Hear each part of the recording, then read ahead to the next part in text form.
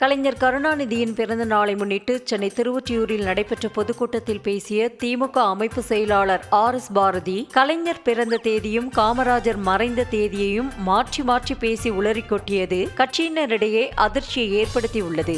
இதே மாதிரி ஜூன் மாசத்துல 25ஆம் தேதி காமராஜர் சத்தன்னைக்கு ஜூன் மாசம் 2ஆம் தேதி அவருடைய பிறந்த நாள். அவருடைய பிறந்த நாளை முன்னிட்டு முரசொலியிலே ஒரு கடிதம் எழுதுகிறார் கலைஞர். ஜூன் 3ஆம் தேதி என்பதற்கு ஜூன் 2ஆம் தேதி என்று கலைஞர் பிறந்த தேதியை தவறுதலாக கூறிய அவர், காமராஜர் ஜூன் 25ஆம் தேதி உயிரிழந்ததாக கூறி அதிர வைத்தார். ஜூன் மாசம் 2ஆம் தேதி அவருடைய பிறந்த நாள். ஜூன் மாசம் 2ஆம் தேதி அவருடைய பிறந்த நாள்.